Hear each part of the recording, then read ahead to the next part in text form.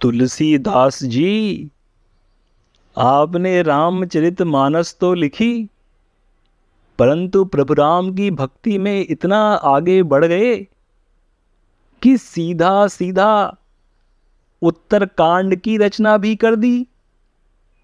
वाल्मीकि रामायण में तो यह नहीं है, परंतु उत्तरकांड भी बड़ा रोचक है।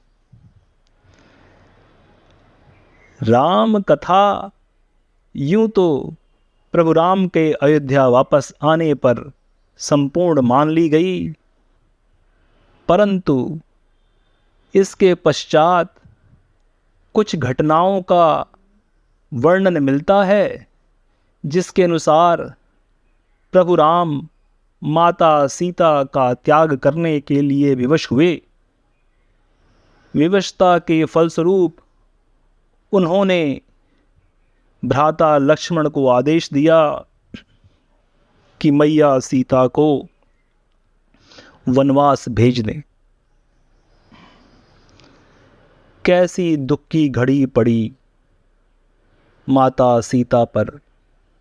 जानकी जो पति के साथ 14 वर्ष वनवास में गई अपने पत्नी धर्म का पालन करने के लिए, उसे फिर पति के राजधर्म का पालन करने के लिए वनवास जाना पड़ा। कैसी विपदा जानकी पे आई, यह तो सोचकर ही हृदय व्यथित हो जाता है। उत्तरकांड में जिस प्रकार की घटनाएं घटी वे सब थोड़ी थोड़ी विवादपूर्ण हैं। मर्यादा पुरुषोत्तम राम का किस छोटी सी बात पर सीता माता को स्वयं से अलग करना, यहाँ तक कि गर्भवती महिला को इस प्रकार से मुश्किल में डालना, यह सही नहीं जान पड़ता। हम भक्ति भाव में सही गलत का निर्णय करना भूल जाएं, ये भी सही नहीं। मर्यादा राम का चरित्र ऐसा नहीं लगता। गोस्वामी तुलसीदास जी ने यह चरण क्यों जोड़ा, यह समझना मुश्किल है। परंतु जाकी रही भावना जैसी, प्रभु मूरत देखी तिन तैसी। जो भाव तुलसीदास जी के मन में आए वे भाव उन्होंने प्रकट किए। माता जानकी को लव और कुश 2 पुत्र हुए। वे दोनों बड़े पराक्रमी थे। उनके विषय में बताया गया कि उन्होंने रामचंद्र जी का अश्वमेघ यज्ञ का घोड़ा रोककर उन्हें युद्ध के लिए ललकारा। रामचंद्र जी को उनके भूले हुए जो कर्तव्य थे उनका पालन करने का भान कराया। पिता का कर्तव्य है कि वह अपने संतान का पालन करे।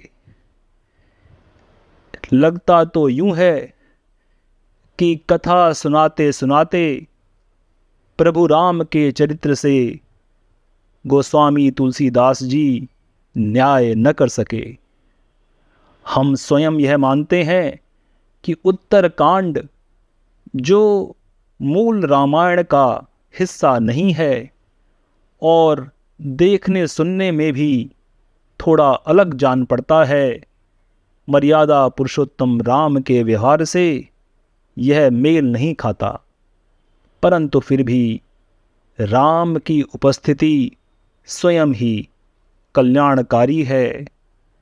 राम के पूजन करने के लिए यदि उत्तरकांड को भी पढ़ा जाए, समझा जाए और जो कुछ भी मन को चुभ रहा हो, लग रहा हो कि नहीं यह संभव नहीं, प्रभु राम का आचरण ऐसा नहीं हो सकता, या यूं लगे कि नहीं नहीं हमें प्रभु राम को इस प्रकार के कृत्य करते हुए स्वीकार नहीं करना है।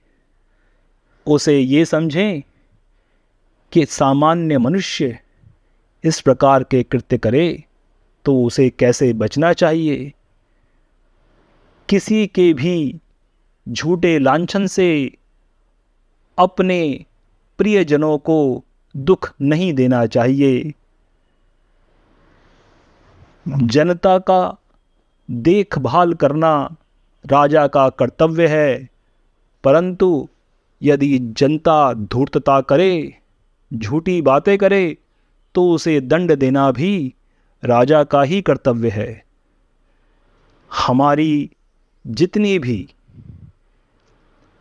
ऐतिहासिक घटनाएं हैं, धार्मिक घटनाएं हैं, वे जीवन के अलग अलग अध्यायों पर हमारा मार्गदर्शन करती हैं। किसी कारण से यदि कहीं कुछ कमी हो तो स्वयं उसमें बदलाव लाएं। ऐसा क्या अलग है जो गोस्वामी तुलसीदास ने जान लिया और आप न जान पाएंगे। आपका मन जो मानता है, प्रभु की भक्ति में जो आपको प्रतीत होता है, उसे ही माने। हम यह बात बार बार दोहराना चाहेंगे कि राम को समझने के लिए न तो वाल्मीकि रामायण और न रामचरितमानस की आवश्यकता है। राम को हृदय में धारण करें। राम एक चरित्र हैं, राम प्रभु हैं और राम तो संसार हैं। तुलसीदास जहाँ राम को परम ब्रह्म मानते हैं, वे राम को एक साधारण मनुष्य की तरह व्यवहार करते हुए भी दिखाते हैं। इन बातों में स्वयं को न डालते हुए राम के आदर्श को प्रेरणा के रूप में अपने मन में अपनाएं। राम सबके हैं, वाल्मीकि के राम, तुलसी के राम और आपके अपने राम, वे सबके हैं। राम को अपने दृष्टिकोण से देखें। राम शक्ति का संचार करने वाले हैं। प्रेम भाव से अपने सेवक को भी मित्र समझने वाले हैं।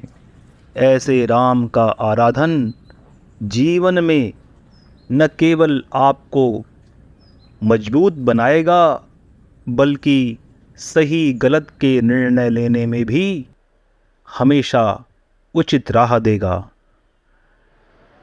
तुलसी के राम तुलसी के पास हैं, वाल्मीकि के राम वाल्मीकि के पास हैं, हनुमान के राम हनुमान के पास हैं और हम सब के राम हमारे पास हैं। मन में जिस भावना के साथ राम का आराधन करेंगे, वही राम का रूप आपके सम्मुख प्रस्तुत होगा। जय श्री राम।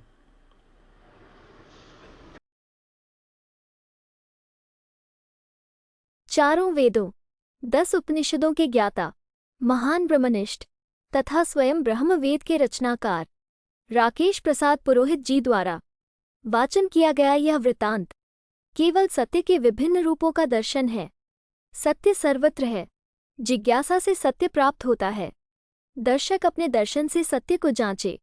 सत्य मार्ग का यही आचरण है। नमो ब्रह्म।